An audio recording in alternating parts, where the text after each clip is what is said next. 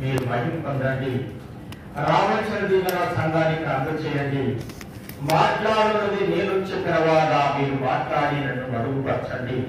నాయన నా నోటి మాటలు మా ప్రభ మీరుండి మాట్లాడ చేయమని వేడుకొంచున్నాను. చేర్చండి నాయన. వినగలిగిన మనసును వినగలిగిన చెవులను అనుగ్రహించండి. నిరంతరాయాలు కూడా మెల్కిషెదెకు క్రమం చొప్పున యాజకత్వములో మమ్మల్ని కనపరచమని వాక్కైన యేసునామమున వేడుకొంచున్నాను మా పరమ తండ్రి.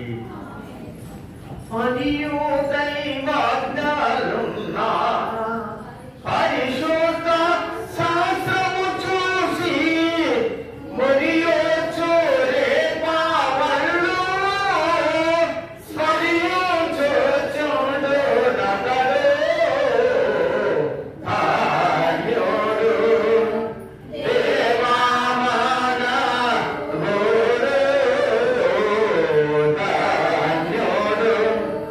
ఈ గ్రామంలో వాక్యవర్తమానములోకి వెళ్ళినట్టయితే ఆదికాండ గ్రంథము 1వ అధ్యాయము 15-16 వచనములో దేవుడు చెబుతూ, భూమి మీద నియమించటకు అవి సూచనలు మరి కాలములను దిన సంవత్సరమును సూచించుటకై ఆకాశ విశాలమందు దేవుడు 2 జ్యోతులను కలగజేసను.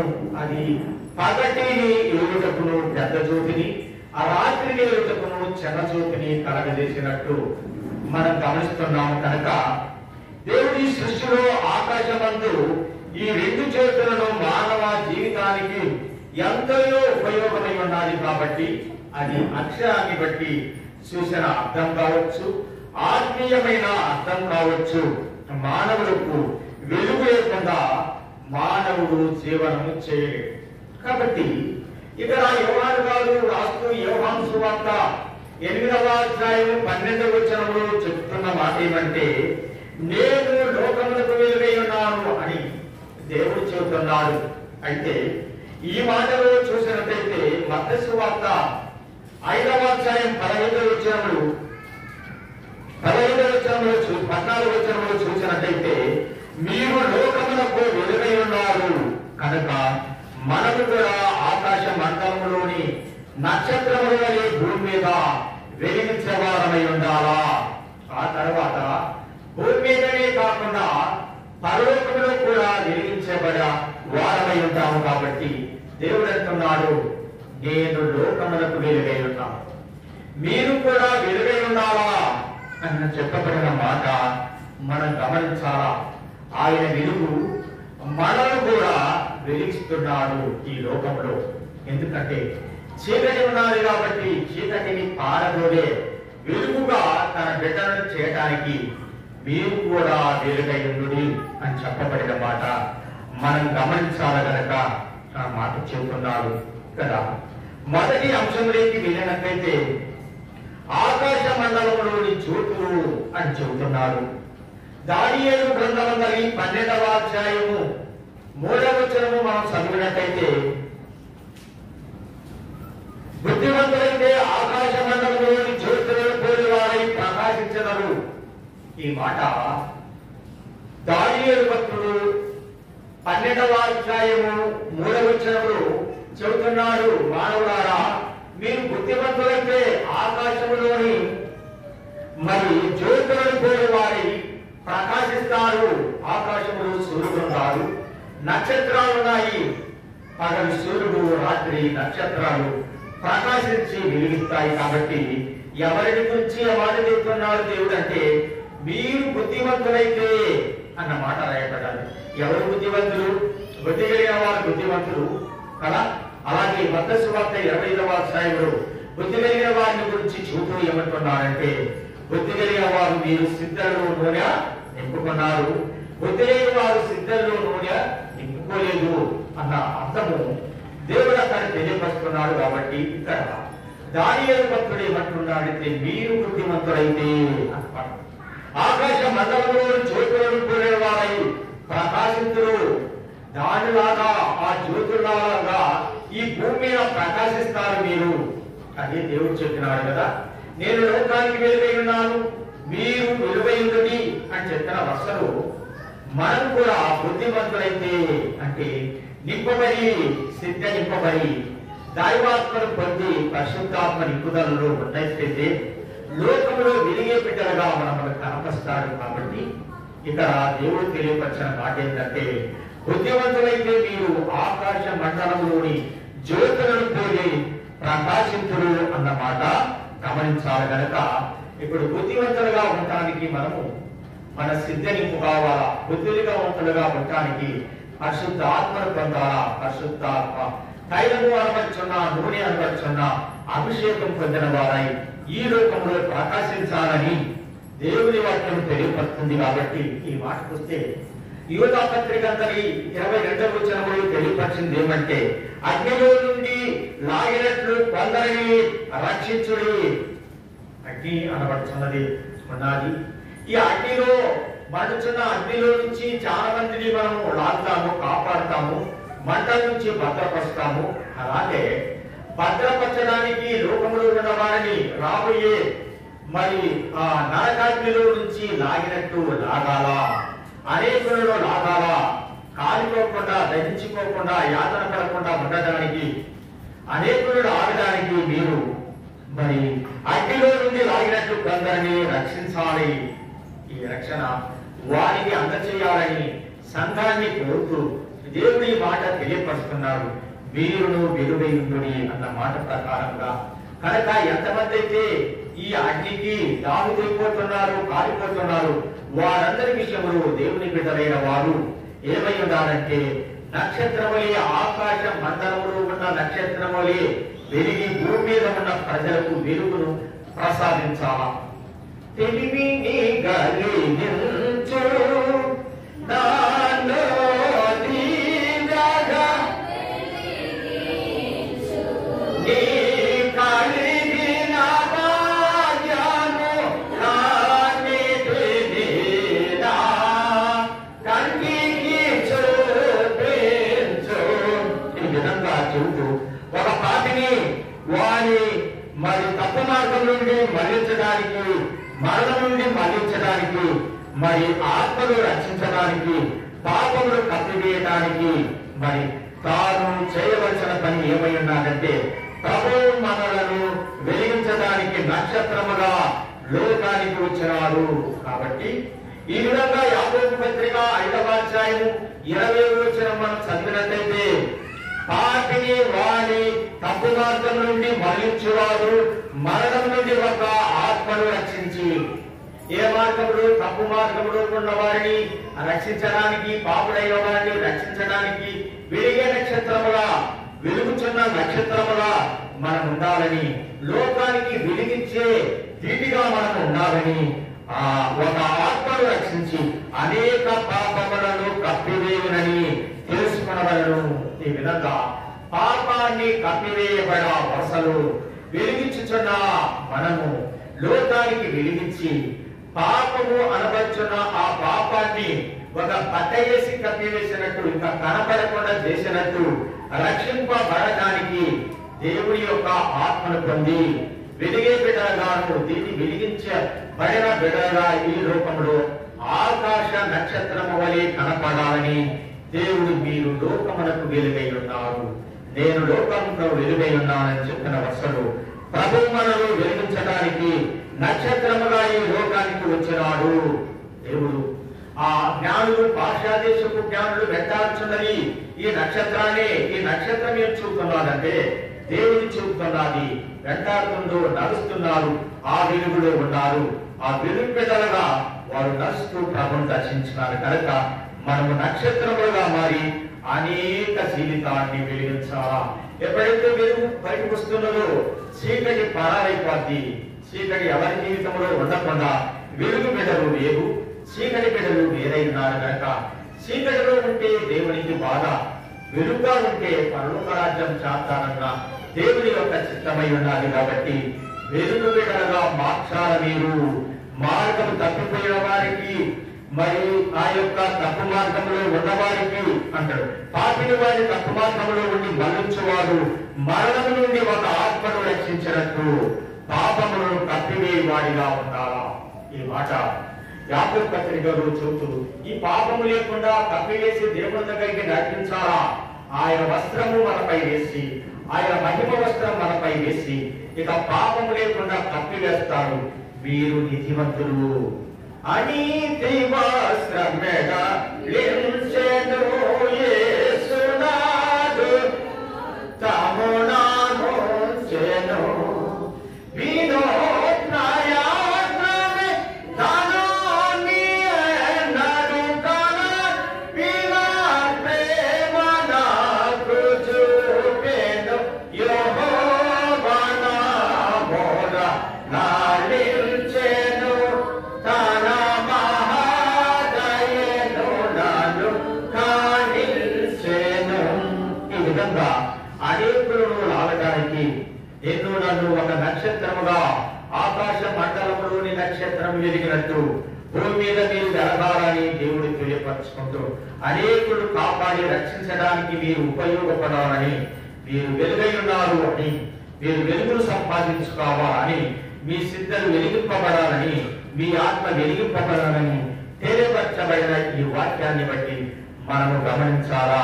కనుక లోకములోని మన అంశం మరి ఒక అంశం లేకపోతే లోకములోని జ్యోతులు అన్న మాటను ధ్యానం చేసుకున్నట్లయితే ఫిలిప్పీయులకు రాసిన పత్రిక 2:16 మనం చదివినట్లయితే,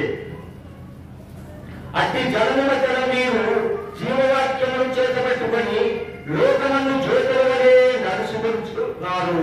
ఈ మాట ఏమంటున్నారంటే, ఫిలిప్పీయులకు రాసిన పత్రిక 2వ అధ్యాయం 16వ వచనం చూసినట్టయితే, అట్టి జనము మధ్య మీరు జీవవాక్యమును చేతబట్టుకొని లోకమందు జ్యోతుల వలె కనబడుచున్నారు అని పౌలు ఫిలిప్పీయులకు రాసిన ఉత్తరంలో తెలియపరుస్తున్నారు. మీరు ఎలాంటి వారై ఉన్నారు అంటే, మరి జీవవాక్యమును చేతబట్టుకున్న వారు అని తెలియపరుస్తున్నాడు. కనుక ఇక్కడ యోహాను సువార్తలోని 8:12 చూస్తే, నేను లోకములకు వెలుగై ఉన్నానని చెప్పిన దేవుడు మరి ఏం చెబుతున్నాడంటే, యోహాను సువార్త 1వ అధ్యాయము 1వ వచనంలో, నేను లోకమునకు వాక్యమై ఉన్నాను, ఆది యందు వాక్యముండను, వాక్యము దేవుని వద్ద ఉండను, వాక్యము దేవుడై ఉండను.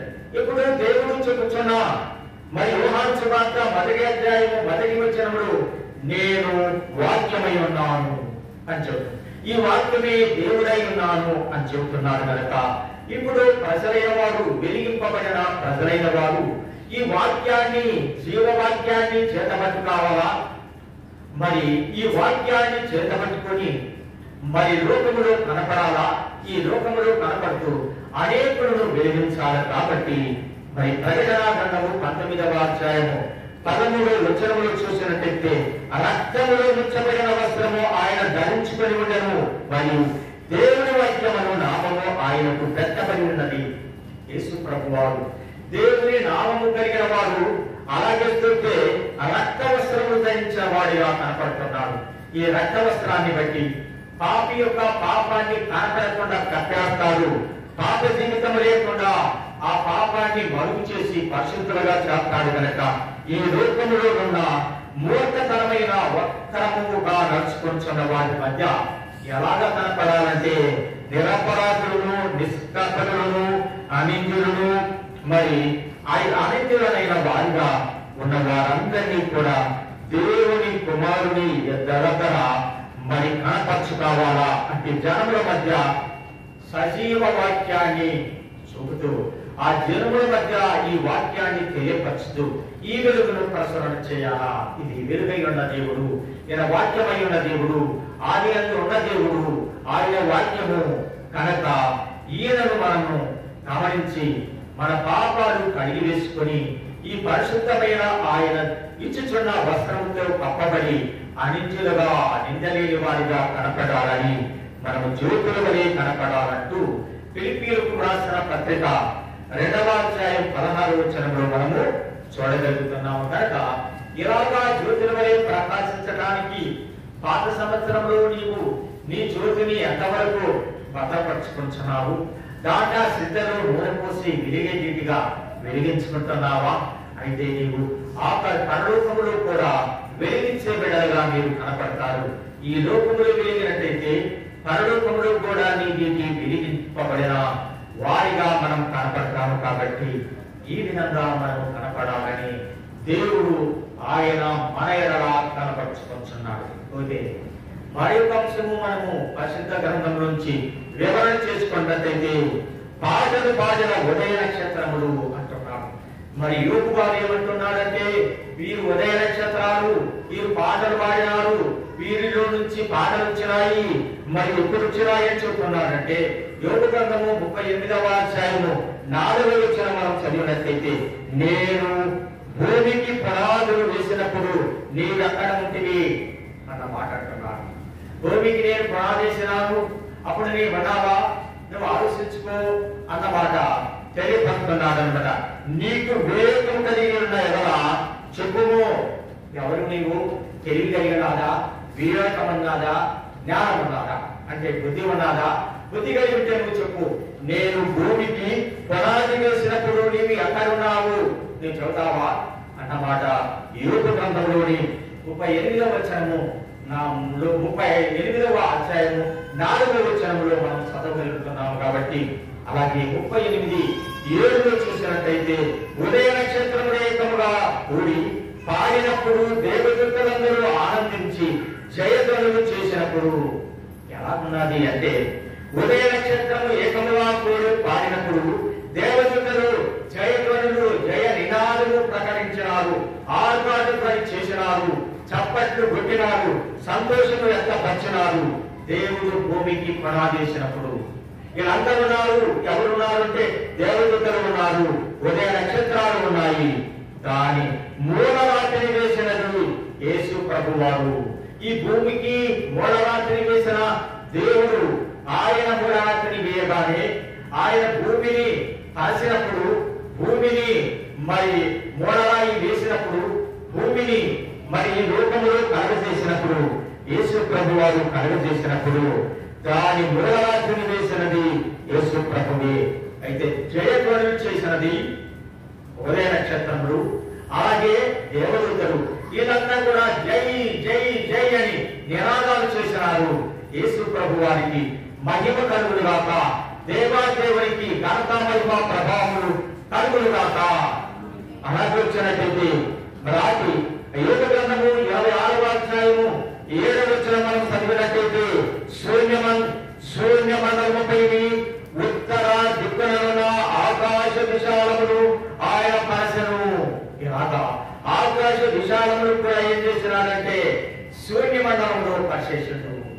అక్కడ ఏం లేదు శూన్యమండలం అంటే అక్కడ ఏం చేసినారంటే ఆకాశ విశాలమును పరిశేషించు.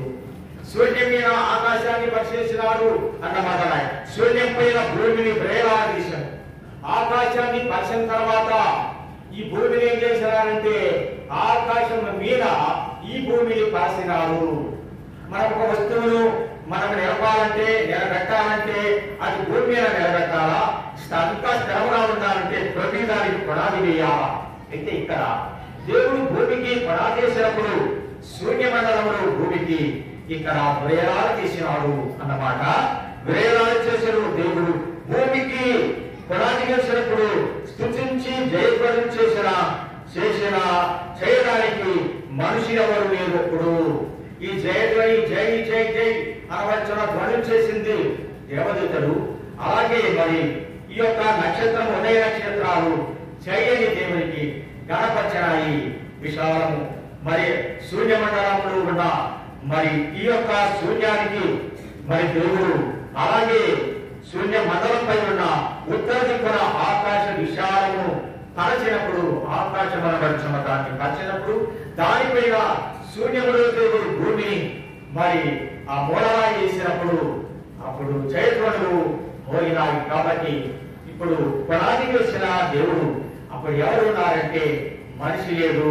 అప్పుడు ఎవరున్నారంటే మరి దేవదూతలు ఉన్నాయి, అలాగే పోతే ఉదయ నక్షత్రాలు ఉన్నాయి. కాబట్టి దేవుడు భూమికి పునాది చేసినప్పుడు స్తుతించిన ఆ జయధ్వనులు చేసిన దేవదూతలు ఉదయ నక్షత్రములు జయధ్వనులు చేసినట్టు మనం చూస్తున్నాము. కనుక శూన్యములు భూమికి పునాది చేశారు దేవదూతలు, నక్షత్రములు దేవుడు. మరి వీళ్ళందరూ కూడా ఎక్కడ ఉన్నారు? పునాది దేవుడు వేసినాడు శూన్యమండలంలో భూమికి. దాన్ని శూన్యమండలంలో పునాది వేసి భూమిని నిలబెట్టినాడు. అప్పుడు దేవదూతలు ఉన్నారు, ఉదయ నక్షత్రాలు ఉన్నాయి, దేవుడు ఉన్నాడు. అయితే దేని మీద ఉన్నారు పునాది వేసినప్పుడు?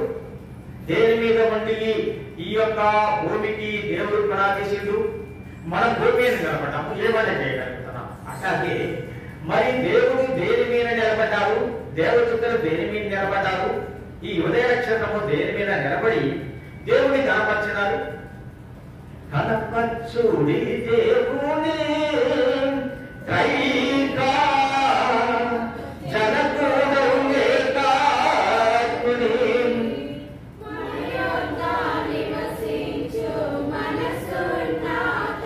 ఈ విధంగా దేవుడు నిలబడటానికి, అలాగే మానవుడి నిలబడటానికి, ఇప్పుడు పడిపోతున్న మానవుడు నిలబడాలంటే దేవుడిలో నిలబడాలా?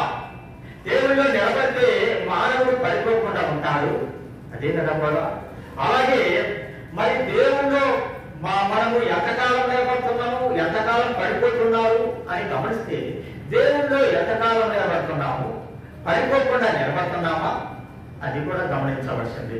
అలాగే భూమి మీద కూడా మనము నిలబడవలసిన విషయానికి వచ్చినట్టయితే అక్షరార్థము కావచ్చు, ఆత్మీయమైన అర్థములు కావచ్చు, భూమి మీద మనము నిలబడడానికి అంటే పడిపోకుండా దేవుళ్ళో నిలబడటానికి మనము ఎలాగ నిలబడుతున్నాము అనేది గమనించు. అలాగే దేవుళ్ళలో నిలబడటానికి మనం పడిపోకుండా ఎలాగా భద్రపరుచుకుంటున్నాము అనేది కూడా గమనించాలి. ఇక్కడ భూమి శూన్యమండలంలో నిరాకారంగా ఉన్న ఆ మండలంలో దేవుడు భూమిని పునాది వేసి నిలబెట్టిండు. అప్పుడు నిలబడ్డారా? దేవదూతలు నిలబడ్డారు. మరి ఈ యొక్క మరి నక్షత్రము అనబడుచున్న ఉదయ నక్షత్రమును నిలబడి దేవునికి జయధ్వని చేసినారు. నీవు నిలబడు, దేవుళ్ళలో ఉండి పడిపోకుండా నిలబడు. రాగల సమీప కాలంలో ఉన్నావు కనుక పడిపోయినట్టయితే మళ్ళా మొదటి స్థితికి వస్తామేమో కనుక ఆ స్థితి నుంచి కాపాడబడటానికి నిలబడు. దేవుళ్ళు నిన్ను వెలిగిస్తాడు, నక్షత్రం వలె కనపరుస్తాడు. నీవు లోకానికి వెలిగించే బిడ్డలుగా నిన్ను కనపరుస్తాడు. అప్పుడు పరలోకం రాజ్యంలో కూడా నీకు వెలిగే మరి మనిషిగాను, వెలిగే వాటిగాను ఉండగలుగుతారు. కాబట్టి ఇలాగా మరి దానియేలు ప్రవక్త చెబుతూ మనము వెలుగు బిడ్డలుగా ఆకాశ నక్షత్రం పాటలు పాడిన వారిగా అంటూ యోగ గ్రంథము 38వ అధ్యాయం 4వ వచనంలో చూసినట్టయితే పాటలు పాడి వారిని స్తుతించినారు. అలాగే ఆయన పునాది వేసినప్పుడు అలాగే మనం కూడా ఆయన మహిమ కార్యము, ఆయన వెలుగు సంపాదించుకొని లోకములో జ్యోతులుగా కనపడుచున్న మనము ఆయన్ని ఎంత స్తుతించాలా, ఎంత గణపరచాలా, ఎంత ప్రకటించాలా. కనుక ఇప్పుడు ఏం కలిగి ఉండాలా? దేవుణ్ణి మహిమపరచాలంటే ఒక జ్యోతిమయే వెలిగి ఉండాలా, అలాగా ఒక నక్షత్రమయే వెలిగి ఉండాలా, ఆ వెలుగును సంపాదించుకోవాలా. యోహాను 1:1లో చెప్పబడినట్టు ఆయన వాక్యమై ఉండెను, ఆయన దేవుడై ఉండెను, ఆదియందు వాక్యం ఉండెను, వాక్యము దేవుని వద్ద ఉండెను, వాక్యము దేవుడై ఉండెను అని చెప్పబడినట్టు దేవుణ్ణి కలిగి ఉండాలా, ఆ వాక్యాన్ని కలిగి ఉండాలా. కాబట్టి ఈ వాక్యాన్ని కలిగి ఉండటానికి ఉన్నట్లయితే దేవుని సువార్త ప్రకటించగలరు. కాబట్టి సంపాదించుకోవాలి కదా. వాక్యాన్ని సంపాదించుకుంటే మన చేతులు ఏమంటున్నా, గట్టిగా పట్టుకో, ఇది పోకుండా పట్టుకో, దీన్ని కాపాడుకో అని చెప్తున్నాడు. కాబట్టి మరి ఈ విధంగా కాపాడుకోవటానికి, పోకుండా కాపాడుకోవటానికి, భద్రపరచుకోవటానికి ఆయన మనకేమి ఇచ్చినాడంటే చేతులు ఇచ్చినాడు. కనుక ఈ చేతుల్లో ఏముండాలంటే మరి దేవుని యొక్క సువార్త, దేవుని యొక్క వార్త. అంటే వార్త అంటే ఎవరు? దేవుడు కదా. యోహాను సువార్త 1:1లో చెప్పింది దేవుడిని పట్టి ఉండాలా. కనుక పడిపోదామా? దేవుడిలో పట్టుకొని ఉందామా కదా. దేవుడిలో ఉందామా? దేవుడిలో కొంతకాలం ఉందామా అనేది గమనించు. ఈ విధంగా పడిపోకుండా దేవుడిని పట్టుకొని ఇప్పుడు ప్రకటించాలా. ఏంటి? జీవవాక్కును ప్రకటించాలా. ఆయన జీవమై ఉన్నారు అన్నవాడు. అప్పుడు ఈ ప్రకటన బట్టి అనేకుల పాపాలను కప్పివేసి దేవుడు ఆయన వస్త్రం వేసి, ఆయన మహిమ కలిగిన వస్త్రం వేసి, ఆయన రక్తముతో కడిగి పరిశుద్ధులుగా చేసి, పాపం లేని వారిగా కనపరిచి, కలంకం లేని వారిగా కనపరిచి, నిందలేని వారిగా కనపరిచి ఆయన బిడ్డలుగా వాడుకుంటాడు. కాబట్టి ఇక్కడ నక్షత్రం పడి మనం ఈ లోకంలో ఆ పని చేసే వారమై ఉండాలా. అంటే ప్రభువే ఒక నక్షత్రం, దేవాది దేవుడే ఒక నక్షత్రముగా మరి ఏకువ చుక్క ఇచ్చేవాడిగా, ఏకువ చుక్కను ఇచ్చే మరి ప్రభువారు ఇచ్చే ఏకువ చుక్క, ప్రభువారు మనకు దయచేసే మరి చుక్క ఏమై ఉన్నారంటే ఈ ప్రకటనా గ్రంథము 2వ అధ్యాయం 28వ వచనం చూసినట్టయితే అతనికి ఏకువ చుక్క నిత్యను అన్నమాట. సంఘములతో ఆత్మ చెప్పుచున్నమాట చెవి గలవాడి వినుడుగాక. అందరూ కూడా వినాలని దేవుడు చెబుతున్నాడు. కాబట్టి ప్రకటన గ్రంథంలో ప్రభు చెబుతూ 7 సంఘానికి చెబుతూ ఇక్కడ మరి తుయతైర సంఘానికి, ఈ 4వ సంఘానికి తెలియపరిచిన వార్త ఏమైనది అంటే దేవుడు ఈ వర్తమానం చెబుతున్నాడన్నమాట.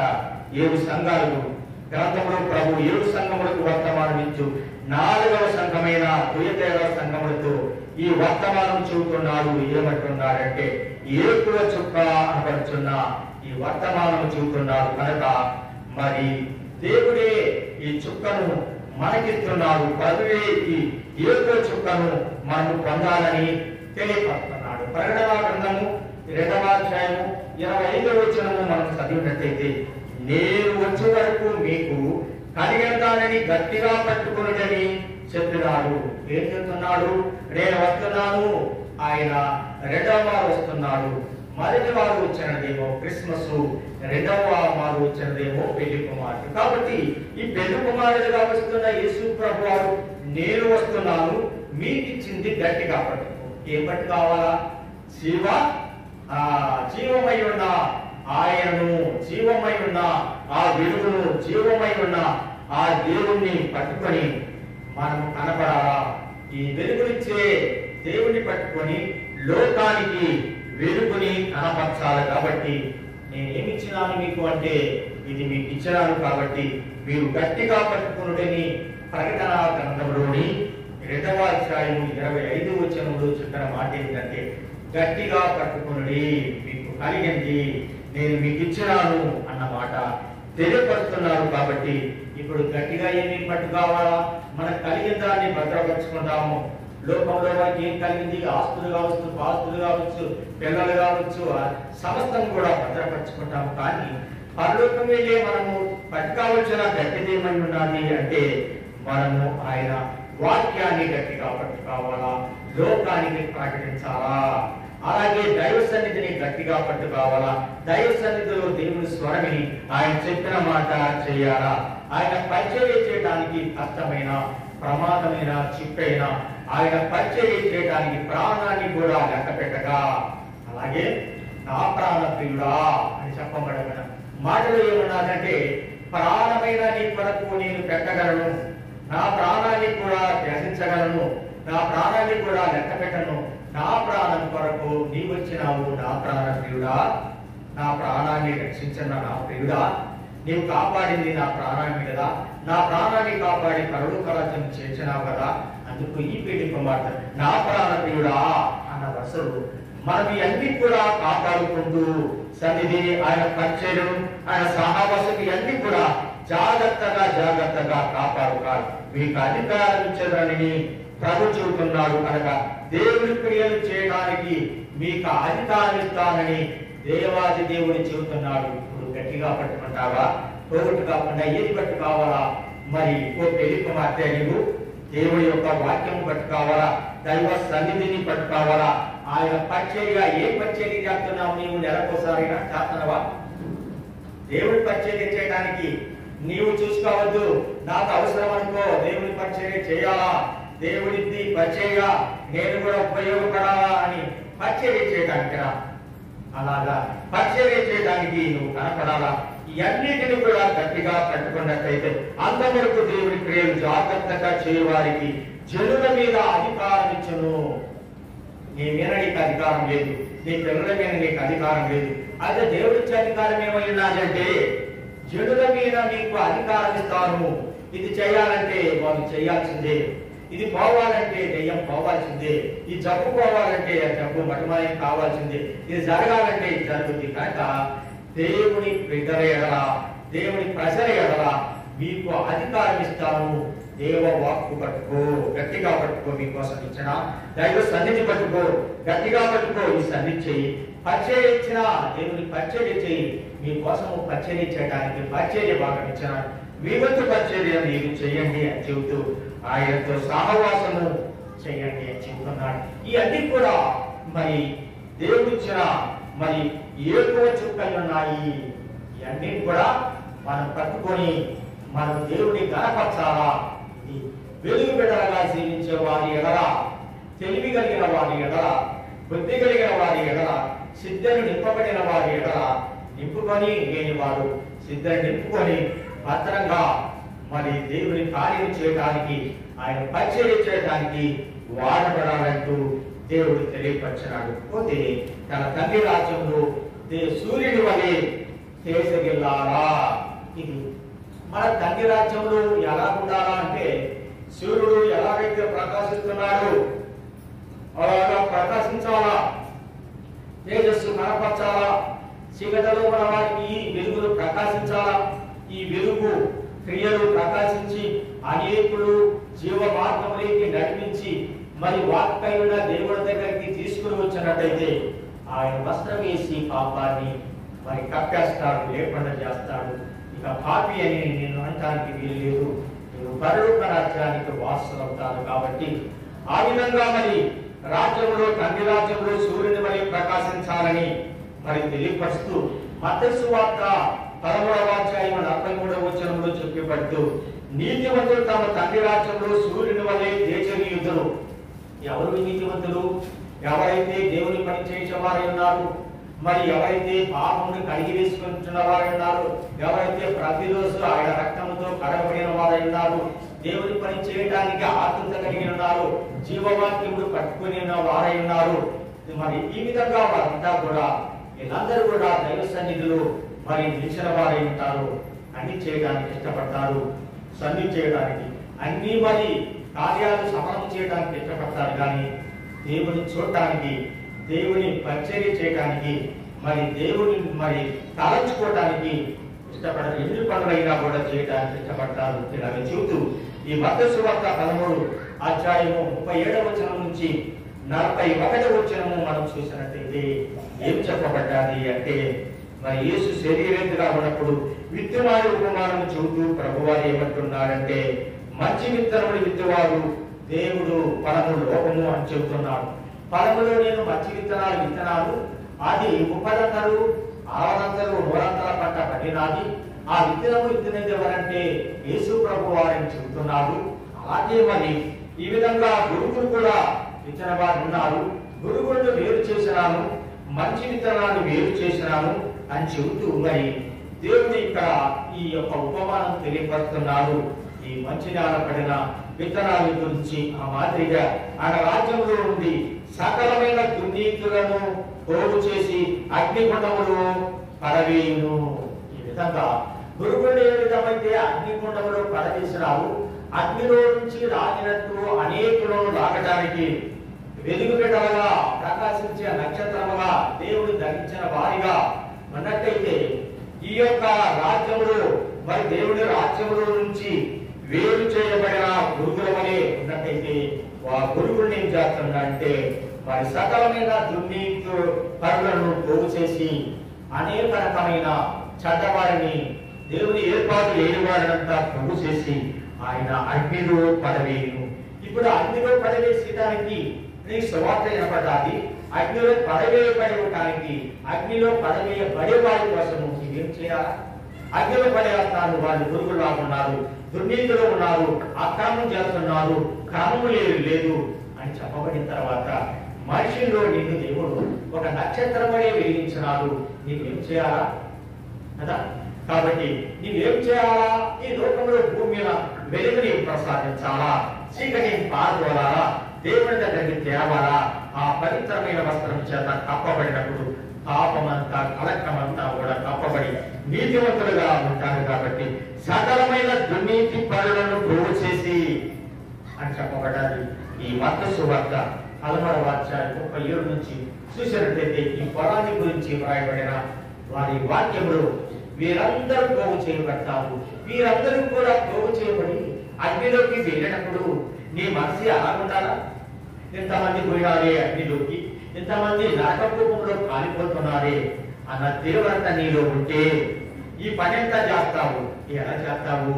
తెగ సన్నిధి చేస్తావు, దేవుని వాక్యం పట్టుకుంటావు, అలాగే దేవుడు చెప్పిన మాట వింటావు, ఆయన పరిచర్య చేస్తావు, వెలుగును నింపుకుంటావు, దేవుని కనపరుస్తావు, అనేక కార్యములు లోకంలో చేయగలుగుతావు. కాబట్టి మరి ఇక్కడ ఏం చేస్తున్నది అంటే ఇలాంటి వారినందరినీ కూడా అగ్నిలో పడవేయడానికి ఏం చేస్తున్నారు? దుర్నీతి పరులుగా అనేకులను మార్చేస్తున్నది. ఈ దుర్నీతి పరులైన వారి ఎడల నీవి అంతా దేవుని ఏర్పాటులోకి వచ్చి నా ప్రాణప్రియుడా అని చెప్పబడిన ప్రియ కుమార్తె, నీవు దేవుని ఏర్పాటులోకి వచ్చి నా ప్రాణాన్ని ఇంత విపులంగా ప్రేమించావు, నీవు చెప్పేది నేను చేస్తానన్నా నీవు ఆ వెలుగులో నింపబడినట్టయితే, ఆ నక్షత్రం అనబడుచున్న వెలుగులో నింపబడినట్టయితే నీవు అనేకులకు వెలిగిస్తావు. కాబట్టి ఈ వెలుగును ప్రసరింప చేయాలా, ఈ వెలుగును లోకానికి కనపరచాలా, ఈ వెలుగును చూపాలా. లేనట్టయితే మరి ఏమని చెప్తారు? పడిపోయిన నక్షత్రం అనే సాధారణలాగా మనము ఉండకూడదు. పడిపోయిన ఒక నక్షత్రము నాది, ఆకాశం నుండి పడిపోయిన నక్షత్రము అంటూ యెషయా ప్రవక్త చెబుతున్నాడు. 14వ అధ్యాయము 12వ వచనములో తెలియపరుస్తూ ఏమంటున్నాడంటే యెషయా గ్రంథములో, తేజో నక్షత్రమా ఏకో చుక్క నీవెట్లు ఆకాశం నుండి పడితివి. ఒకనాడు తేజో నక్షత్రము, ఒకనాడు ప్రకాశించిన నక్షత్రము, ఒకనాడు దేవుని గణపరిచిన నక్షత్రము, స్తుతించిన నక్షత్రము, మహిమపరిచిన నక్షత్రము ఆకాశం నుంచి పడిపోయినది. ఆడ ఉండటానికి వీలు లేదు, ఆ వెలుగులో ఉండటానికి వీలు లేదు. వెలుగంతా కూడా మధుమయమైపోయినది, తనకు తాను మార్చుకున్నది. కాబట్టి జలములో పడగొట్టిన నీవు నేల మట్టము వరకు ఎట్లు నరకబడితివి.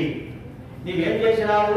జనాన్ని పడివేసినావు, పాపంలో పడివేసినావు, దేవుడి ఏర్పాటు లేకుండా పడివేసినావు, అగ్నిలోకి లాగుతున్నావు, మరి దహించే వారిగా చేస్తున్నావు, కాలిపోయే వారిగా కనపడుతున్నావు, దుర్నీతిపరులుగా కనపడుతున్నావు, అగ్నిగుండంలో పడివేయబడే వారిగా నీవు కనపరుస్తున్నావు.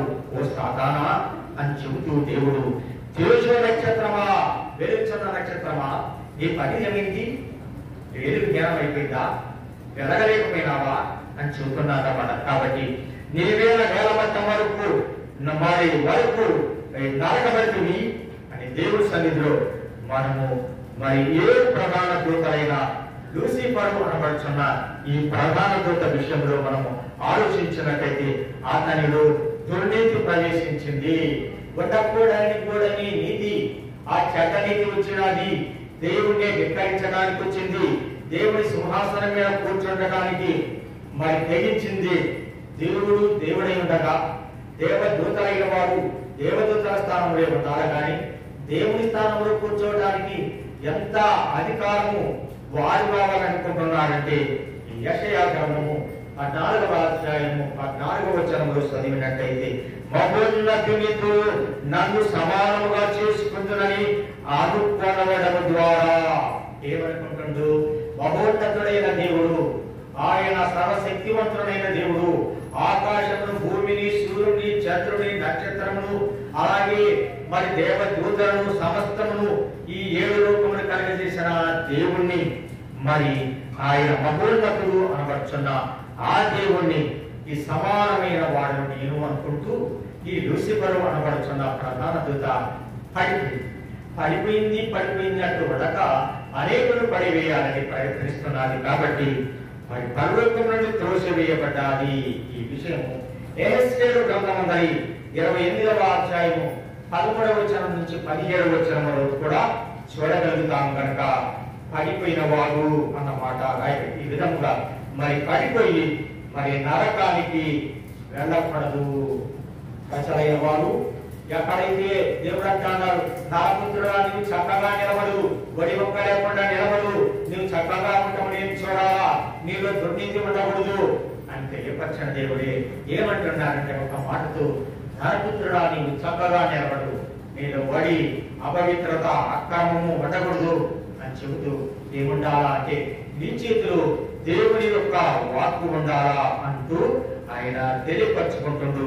ఆయన సన్నిధి ఉండాలా అంటూ మనకు తెలియపరుస్తున్నాడు. కాబట్టి ఆయన సన్నిధి, ఆయన వాక్యము, ఆయన పరిచర్య మనకు ఉండాలి. కనుక ఈ విధంగా ఉన్నట్టయితే పడిపోయే వారిగా ఉండక అనేకులు కూడా మనం ఎలా చేస్తామంటే వెలుగును ప్రసరింప చేసి వెలుగు బిడ్డలుగా ఆయన వైపు వచ్చే వారిగా తిప్పగలుగుతాం. ఆ త్రిప్పాలంటే ఒక యంత్రమా? ఆ శక్తి యాడ్ నుంచి వచ్చినాదంటే ప్రజలను నింపే, ప్రజలను తిప్పే, ప్రజలకు వెలుగును కనపరిచే శక్తి దేవుడిలో నుంచి మనం పొందాలా. కనుక నేను లోకమునకు వెలుగై ఉన్నాను, మీరు లోకమునకు వెలుగై ఉండి అని చెప్పిన వర్షలు ఆ వెలుగును సంపాదించుకోవాలా. బుద్ధి లేని వారు సంపాదించుకోలేకపోయినారని మత్తయి సువార్త 25వ అధ్యాయంలో చెప్పబడ్డాలి. అయితే రాకడుతున్న ఈ సమీప కాలంలో ఓపేడి కుమార్తె సంగమ బుద్ధి కలిగిన వారి వస, బుద్ధి లేని వారి వస, నీవంతా కూడా పెడ చెవిని పెట్టావా, చెవిని పెట్టావా అనేది దేవుడు చూస్తున్నాడు. కాబట్టి విశ్వాసి ఆ నక్షత్రం వలె నిన్ను కూడా వెలిగిస్తాడు. అనేకులు చెప్పడానికి ప్రయత్నించు. లోకంలో అన్ని గట్టిగా పట్టుకుంటున్నావు, లోపల సమస్తం కూడా గట్టిగా పట్టుకుంటున్నావు. నీ కలిగి ఒక జ్యోతి వలె నిన్ను వెలిగించడానికి దేవుడు అనుకుంటే నేను పట్టుకోవలసింది దేవ వాక్కు, దైవ సన్నిధి, ఆయన పరిచర్య, ఇవన్నీ వదిలిపెట్టగా గట్టిగా పట్టుకో. అదే కదా వదిలిపెట్టగా నేను దాన్ని పట్టుకుంటేనే అన్నమాట. కాబట్టి ఇది పట్టుకున్నట్టయితే మరి ఈ జ్యోతిలో నక్షత్రం మరి పడిపోకుండా, నరకానికి వెళ్లకుండా, అగ్ని యాత్రలు పడకుండా పరలోక రాజ్యంలోకి ఈ లోకంలో వెలుగుచున్న మనమే పరలోక రాజ్యంలో కూడా వెలుగు బిడ్డలుగా మనం కనపరుస్తాడు. ఇక చీకటి ఉండనే ఉండదు, ఆకలి ఉండదు, దప్పిక ఉండదు. యుగ యుగాలు తరతరాలు దేవునితో ఉండగలిగిన వారిగా దేవుడు మనల్ని కనపరుస్తాడు. కాబట్టి అట్టి ధన్యత వెలుచున్న మీకు దేవాదేవుడు దయచేయును గాక. వెలింపు ప్రార్థన చేసుకుందాం. సర్వశక్తివంతుడా నీకు వందనాలు, స్తుతులు, స్తోత్రం. నక్షత్రము వలె మానవును కనపరిచిన నక్షత్రానికి మా ప్రభా మానవులమైన ఈ నక్షత్రంలో నుంచి లోకానికి వెలుగు, మీరు లోకములకు వెలుగై ఉండవలేదని చెప్పిన దేవా, నీలో నుంచి వచ్చుచున్న వెలుగును సంపాదించుకొని మా ప్రభా అయ్యా నీ గుణాలు సంపాదించుకొని మా తండ్రి వెలుగై ఉన్న దేవా, నీ యొక్క వెలుగును సంపాదించి ఈ లోకములో ఈ ప్రసరణ మా ప్రభా, ఈ వెలుగును, ఈ తేజస్సును మా తండ్రి కనపరిచి అనేకులు మా ప్రభా ఇంట్లో నుంచి లాగినట్టు అనేకులు లాగుడి చెప్పిన దేవా, అనేకులను మా ప్రభా నీ ఆత్మత్వ వైపు వచ్చి మా ప్రభా ఈ రాత్రి కాలంలో అనేకులు మా తండ్రి దుర్నీతిలో పడకుండా, నాయన గురువుల వలె మా తండ్రి అగ్ని గుణంలో పడకుండా అనేకులు కాపాడటానికి మా తండ్రి కృప చూపని ప్రతిమాలపరచు. నేడు రేపు వచ్చుచున్న ఈ రాత్రి కాలంలో మేమున్నాము మా ప్రభా. ఎవరు కూడా తప్పిపోకూడదు, ఎవరు కూడా నరక యాత్రకు గురి కాకూడదు, కాలే గురువుల వలె కాకూడదు. కాబట్టి మా తండ్రి అందరూ మా దేశము, మా గ్రామము, మా ప్రపంచము, మా సంఘము, మా సమస్తమైన పరముల వారిని చేతులకు అప్పగిస్తున్నాను ప్రభా. కృప చూపు అయ్యా, కృప చూపు, కార్యక్రమం చూపు. నూతన సంవత్సరం నడుపుతున్నావు మా ప్రభా. నూతన సంవత్సరంలో అనేక అంతరంగంలో మా ప్రభా నిలబడగలిగినట్టు నాయన సూర్యమండలంలో మా ప్రభా భూమికి పడాదేసినావు మా ప్రభా. అలాగే మా తండ్రి నీలో మేము నిలబడి వారిమై, నీ అంతరంగంలో మేము ఉండగలిగిన వారిమై మా తండ్రి ఉండుటకే నీవు సూర్యమండలంలో భూమిని మా ప్రభా నిలిపినావు. నాయన ఆకాశంలో నింపినావు మా తండ్రి. అలాగే నీలో మమ్మల్ని నిలుపమని, మాలోకి మీరు దిగిరమ్మని నాయన సంఘాన్ని మీ చేతులకు అప్పగిస్తూ విన్న వాక్య వర్తమానము దీవించమని, గుడ్డివాడిని మట్టివాడి నన్ను మా ప్రభా నాయన నన్ను మరుగుపరచుచు మీరు మహిమ పొందమని యేసు వారి ఘనమైన నామములో వేడుకొనుచున్నాను మా పరమ తండ్రి. ఆమేన్.